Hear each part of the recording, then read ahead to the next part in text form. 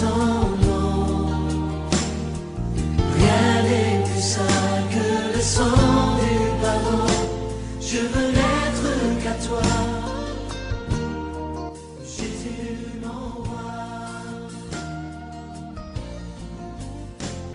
Ce matin, nous avons décidé d'adopter cette logique de communication digitale avec les membres de notre Église, et cela parce que cette maladie de Covid-19 est en train de changer les habitudes et les comportements. Les églises ne sont pas restées en marge, et donc avec les orientations reçues de nos autorités comme la GMPM, nos gouvernements, nous avons décidé donc de ne pas tenir des cultes et exposer la vie de nos fidèles. Maintenant, aujourd'hui, nous rentrons dans une nouvelle série de messages que nous allons enregistrer et diffuser justement afin de garder le contact avec nos fidèles.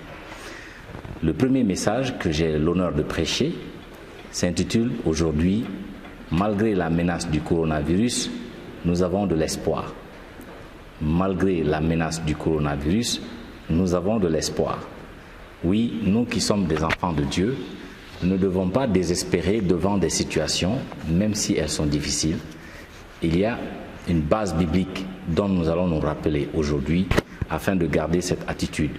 Et pour cela, nous allons nous intéresser à quelques statistiques ou quelques informations sur le virus avant de parcourir en détail quelle doit être notre attitude ou notre réponse face au coronavirus en tant qu'enfant de Dieu.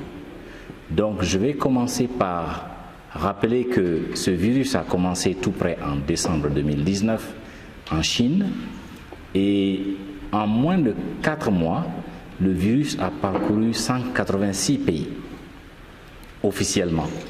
Et sur un peu plus de 190 pays dans le monde, cela représente un taux de presque 95% des pays du monde entier aujourd'hui touchés par ce virus en moins de 4 mois.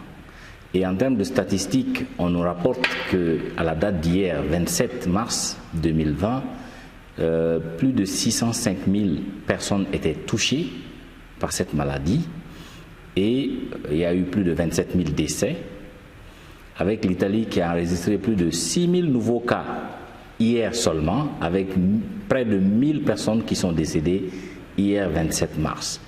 Pour montrer un tout petit peu jusqu'où cette maladie est en train de partir.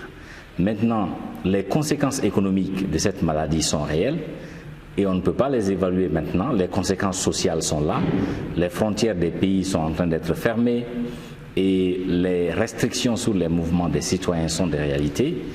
Bien sûr, jusqu'où la maladie va nous amener, nous ne le savons pas.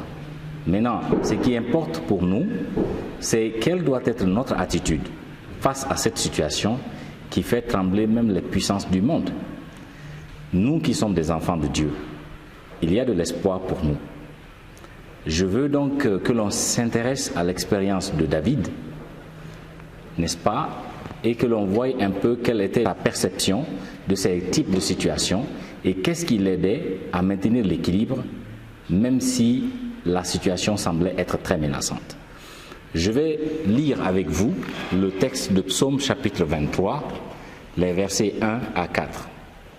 Je lis ici, Cantique de David, « L'Éternel est mon berger, je ne manquerai de rien. Il me fait reposer dans de verts pâturages, il me dirige près des eaux paisibles. Il restaure mon âme, il me conduit dans les sentiers de la justice à cause de son nom.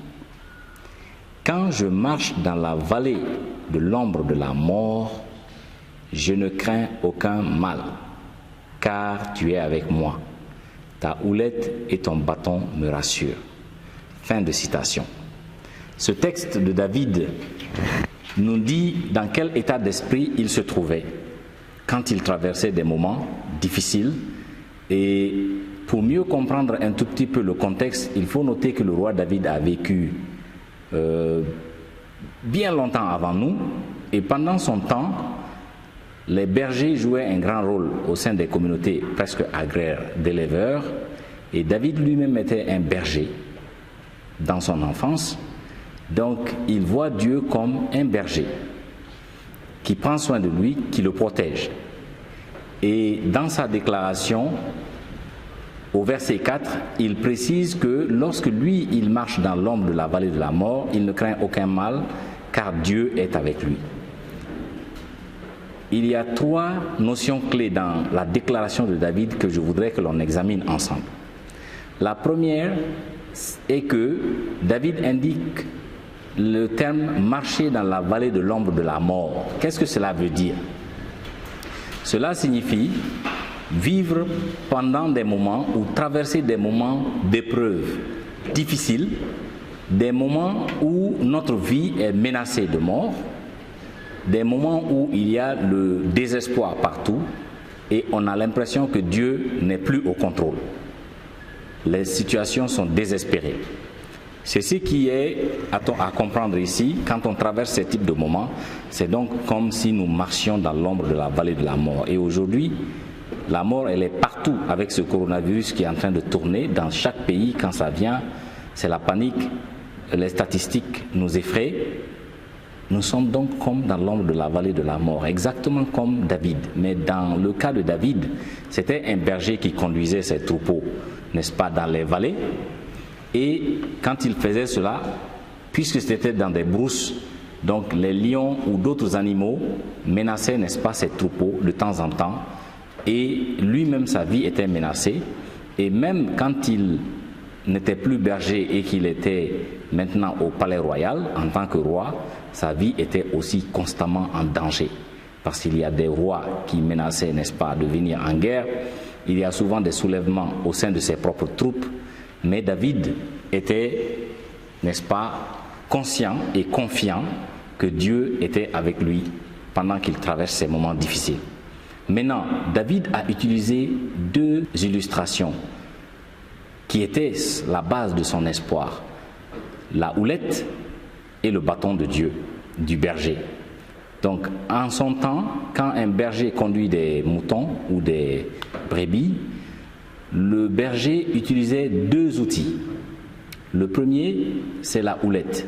Et la houlette est une sorte de bâton, n'est-ce pas, avec une tête, n'est-ce pas, ronde, en quelque sorte, qui permet en fait au berger de contrôler son troupeau, d'orienter son troupeau, de guider son troupeau et de prendre soin de son troupeau. Donc, lorsque par exemple une brebis veut s'égarer, c'est grâce à la houlette qu'il va essayer de prendre une pierre pour lancer et faire revenir cette brebis dans le groupe. Mais il avait aussi le bâton.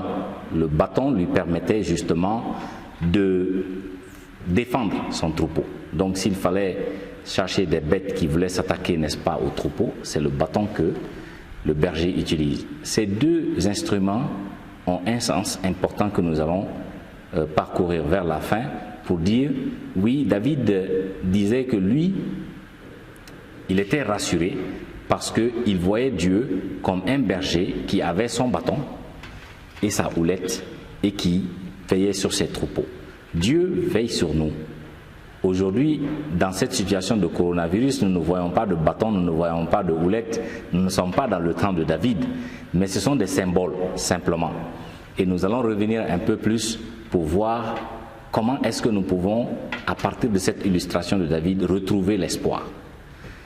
Il y a donc 3 choses que nous pouvons apprendre de David à partir de ce petit texte que nous avons lu. La première chose, c'est de ne pas avoir peur. David a dit, quand je marche dans la vallée de l'ombre de la mort, je ne crains aucun mal. Toi, aujourd'hui, qui m'écoutes, est-ce que tu as peur? Si tu as peur, rappelle-toi que David a dit que lui, il ne craint aucun mal. Et Satan est intelligent. Quand il veut nous faire perdre l'équilibre et il veut nous amener dans la perdition, il commence par instaurer la peur dans notre esprit.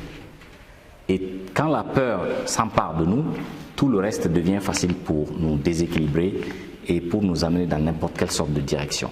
Donc restons sereins. Ne pas avoir peur ne signifie pas qu'on nie l'existence du mal. Faisons attention. Le mal est là, nous devons faire très attention, être prudents, mais nous ne devons pas avoir peur. Pourquoi? Parce que, comme David le dit, Dieu est avec nous.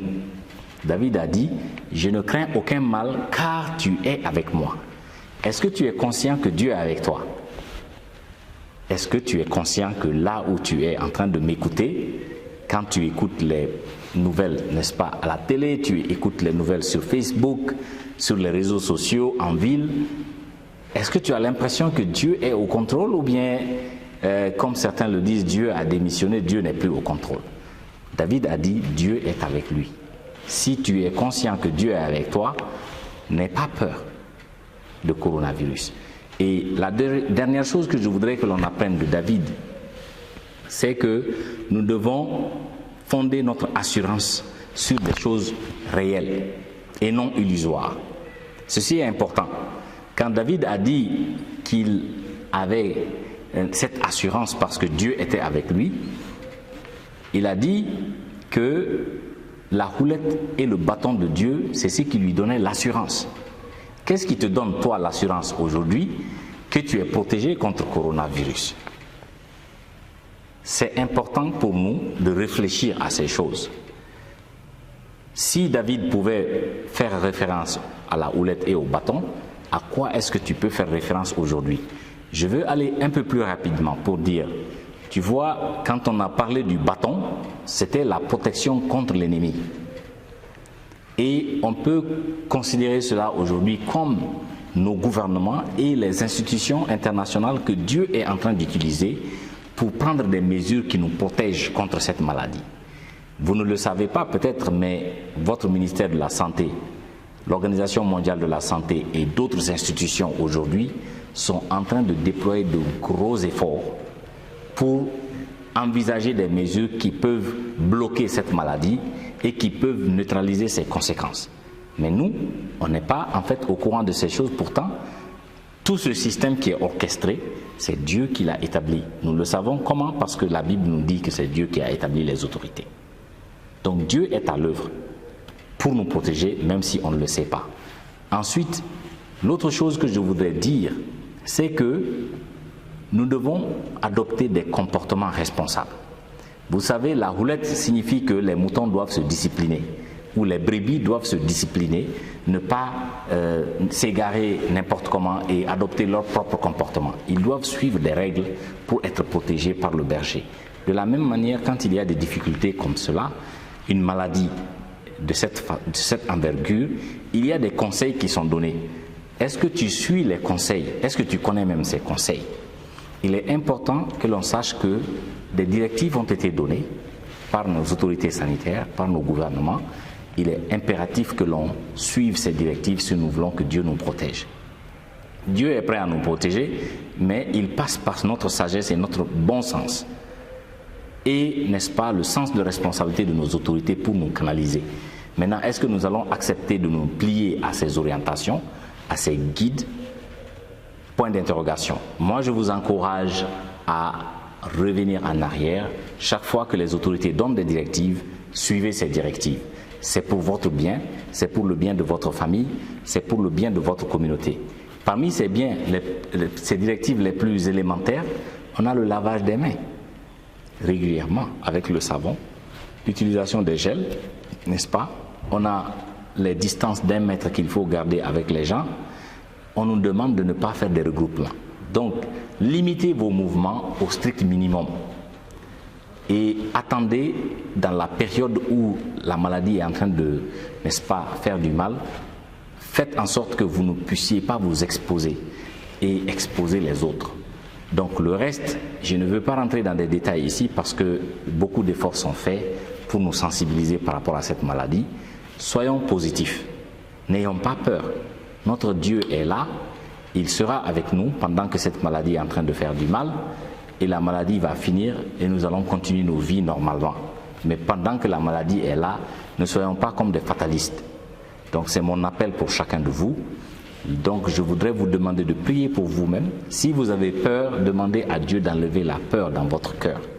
Si vous n'avez pas peur, continuez dans cet esprit et sensibilisez les autres auprès de vous afin qu'ils puissent aussi maintenir l'équilibre et suivre les directives et, n'est-ce pas, affronter cette difficulté. Donc j'arrive ainsi à la fin et je voudrais que l'on prie ensemble pendant que je clôture cette vidéo et en attendant qu'on se retrouve pour le prochain. Éternel des armées, nous voulons te remercier parce que tu nous donnes l'opportunité de nous rappeler que, comme tu as été avec le roi David, tu peux assurer notre sécurité même si nous traversons l'ombre de la vallée de la mort. Aujourd'hui, cette maladie panique le monde, est une réalité. Mais nous ne sommes pas paniqués, nous n'avons pas peur, comme le roi David, parce que nous savons que tu es là. Et tu es passé par plusieurs moyens pour nous démontrer que tu es à l'œuvre pour assurer notre sécurité. Nous prions, Seigneur, que tu limites toi-même les dégâts causés par cette maladie, que tu continues à inspirer nos autorités afin que nous soyons protégés. Dans le nom de Jésus, j'ai prié. Amen. Rien n'est plus sain que le sang du pardon. Je veux n'être qu'à toi, Jésus mon roi.